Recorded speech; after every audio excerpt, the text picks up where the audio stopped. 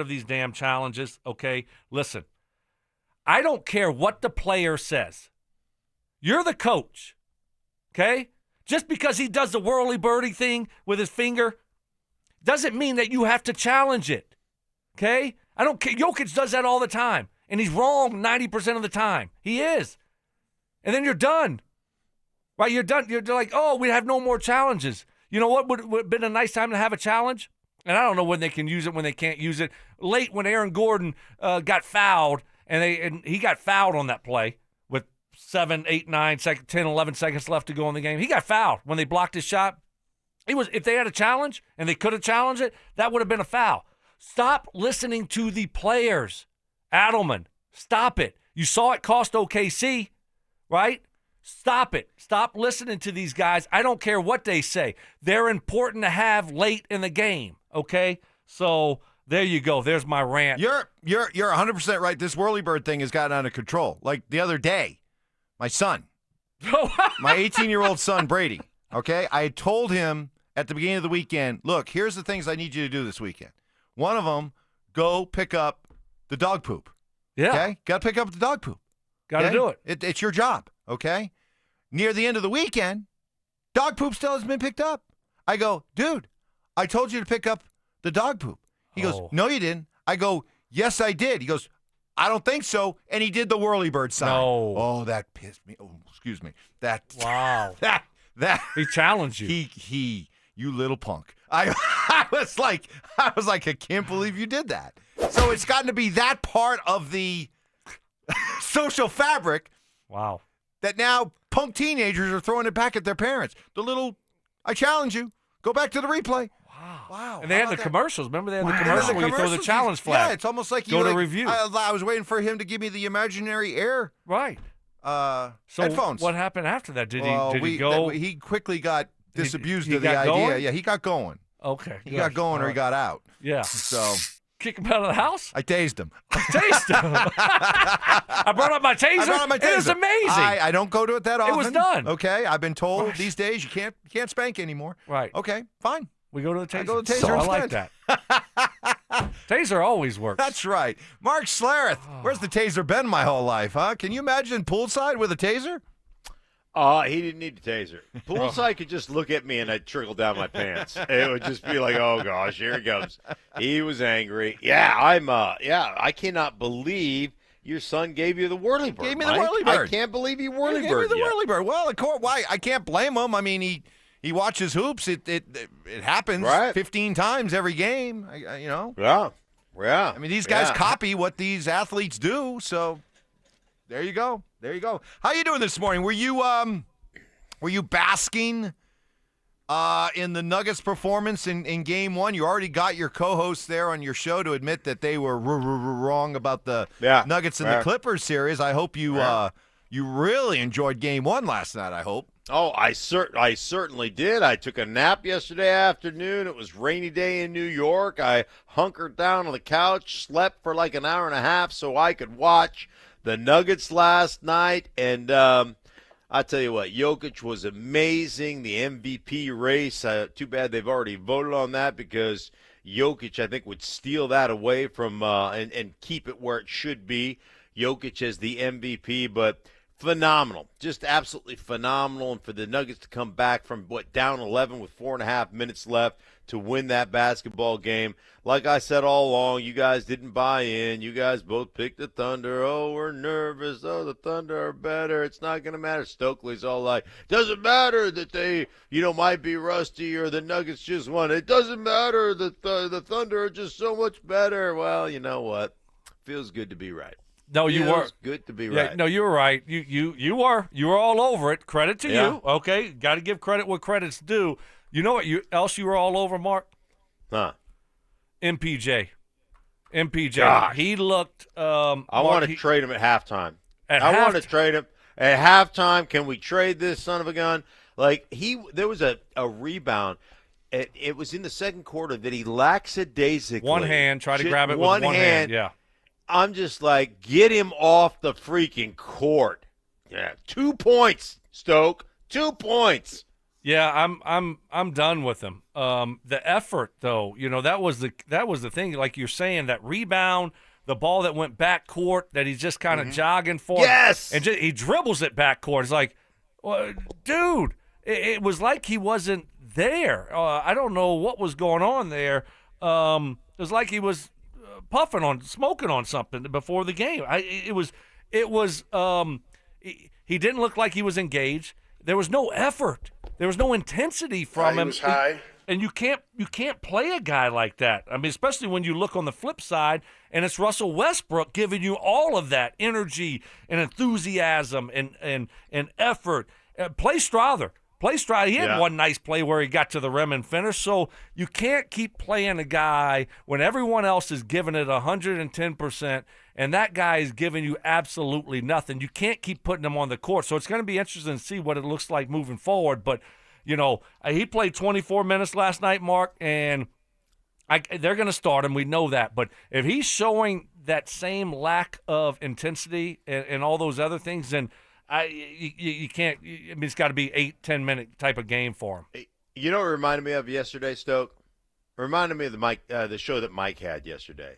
Just just a little off, a little just not completely there. Just it just was like, you remember? I mean, you were like, Mike, are you going to take control of this show? Like, how many times did you have to say that yesterday? I like legal weed. Probably. Maybe that was happening to me. You and MPJ? Maybe. What? Really? Y'all hanging? But that's what it seemed like. Yeah, you're exactly right, Mark. That's what we had from Mike Evans yesterday, what we saw from MPJ last night. That's right. Were you pumping the Chiba? Having some of the devil's lettuce? Were you? I was Jokic yesterday, Mark. Yeah. I was screaming in the huddles, and I'm looking at you like, dude, wake up. No. I need better from you. All right. Well, the fact of the matter is that, you guys think I'm going to push back on Michael Porter Jr.? Or what? Have you heard me talking about this guy for the last couple of years? But I'd rather talk about the championship core on this team and what they proved again yesterday, because I'm sure you guys, your producers, came up with this topic. Did the Nuggets win the game, or did Oklahoma City lose the game? And I think the answer is definitive.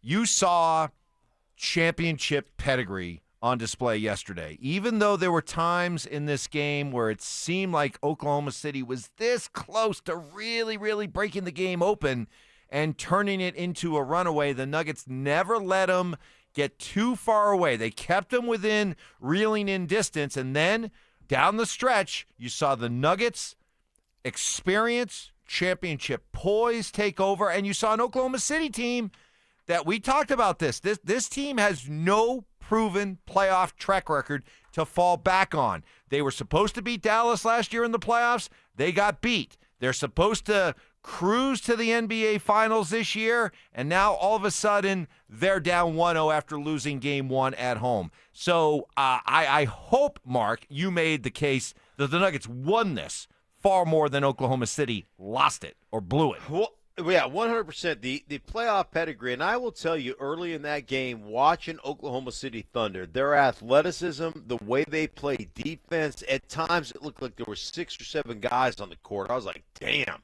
like they are active. Man, they are good.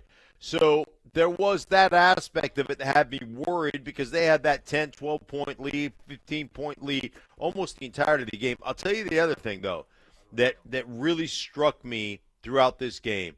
Joker is just so much bigger than Holmgren and then Hartenstein. Like his physicality. I'm bigger than Holmgren. Like he tosses those little. But he's like 7'2", so I mean, he's the one that I think gives Jokic the bigger test when he plays him defensively than Hartenstein. Hartenstein. I think Holmgren, just because of his length. Yeah, but they're both so small compared to Joker is a big old giant grizzly bear. Like he is maybe a polar bear. I think polar bears are bigger than grizzlies. Of course they are. So, that make him beast. Make him a polar bear. Big old giant polar bear in there. I thought what they were doing defensively, now they were picking up Jamal full court, So they're wearing Jamal down again. We saw that from Minnesota last year in the playoff series. So they're wearing him down, making him bring it up. And a lot of times Jamal's just giving the ball up to Christian or Aaron Gordon or whoever, so he doesn't have to deal with that full court pressure. And so they were doing that, but they were just singling Jokic a lot of times. Whoever was on him, they weren't going to let Jokic get other people involved and get them wide open shots. So that was an interesting way to go about how to defend Jokic. We didn't see the assist we normally see. And we'll see what it looks like in game 2 if they continue that. But it was sometimes we looked up and it was Lou Dart on him or Hockenstein or Hartenstein or Holmgren. Hockenstein. I mean, Holmgren, he's 7'2", Hockenstein. $120. Yeah. He can't hold up against Jokic. But he looks like a baby giraffe out there playing basketball. But his length. He has the length to give Jokic some issues with his shot blocking ability. The other thing that the Nuggets, oh my gosh, I just remembered.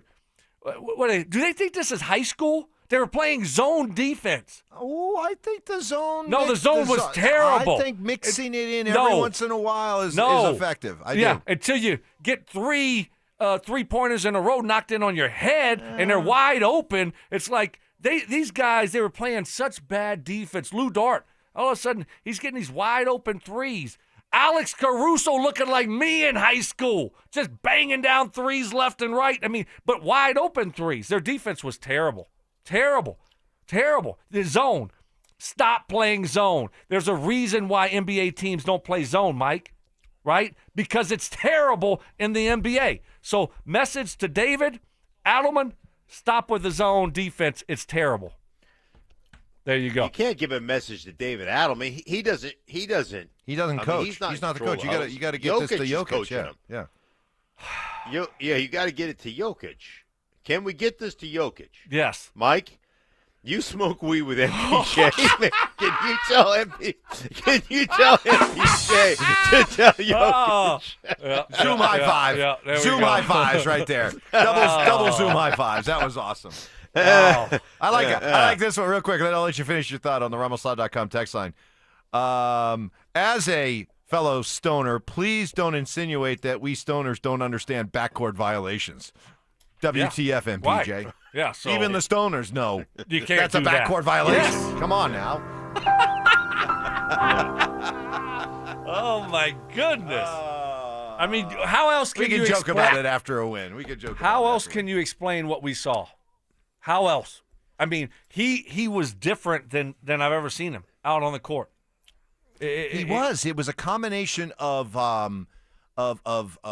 determination, ferociousness, anger. You could tell the constant mugging is bugging him at times. You could tell that some of the things that MPJ was doing out there was driving him crazy. But this new look Jokic, what do you guys?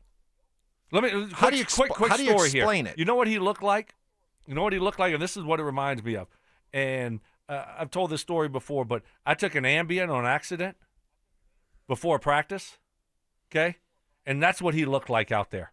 Everything to me, and John Fox made me practice. You told him that you had mistakenly taken an Ambien? Well, yeah, I was about to go to sleep. I was supposed to take my anti-inflammatory. I accidentally took the Ambien. I'm like, holy, you know what? So you're starting to get sleepy. Yes. And you tell Fox. I was getting stretched. I was getting stretched like we always do before we go out on the field for practice, pre-stretch, and then I'm like, I'm getting tired. I'm like, you can't. I think I might have mistakenly took the Ambien instead of the anti-inflammatory. So I go tell the trainer, tells Foxy, and then so I'm expecting them to tell me just stay in the locker room here, just take a little nap, sleep it off. No. Put your gear on, and we're going to practice, right? Oh. And so so I get out at practice, and I'm running routes. We're doing routes versus air. Okay, so it's receivers, quarterbacks, running backs against air, right? You're just running routes. So everything was moving slow, right? And I feel like I'm moving fast. Next thing you know, Peyton Manning, it was 2012. I'm running just a curl route, hook route, right? And I come back to the ball. The ball is like everything is moving slow, and the ball just goes right over my head, like woof, right? And so we have another play, same type of thing. Woof. Next thing you know, Peyton's like, get him the you know what out of here. Get him out. I don't want him on the field anymore. So that was the playoffs, no gift. See that guy right there. So guess what? I go to the sideline and I just stand there the whole rest of the practice. Just stand there watching practice, tired as you know what.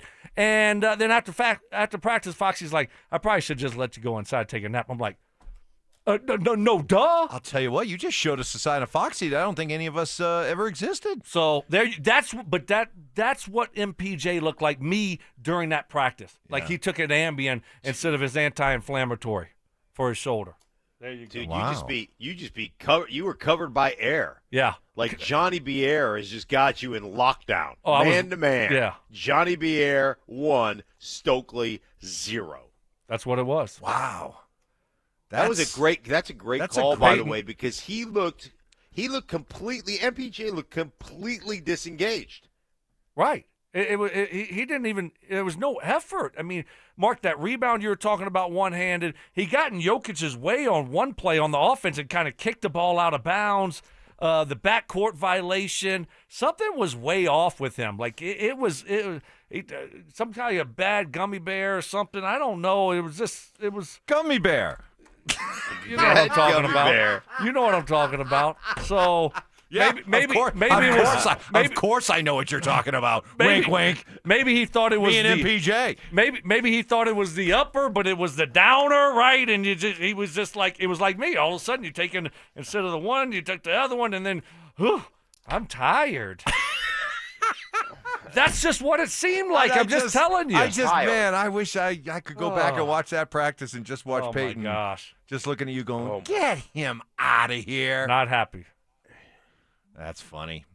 That is funny. Okay, we're giving you a chance to react to the Nuggets' big win last night.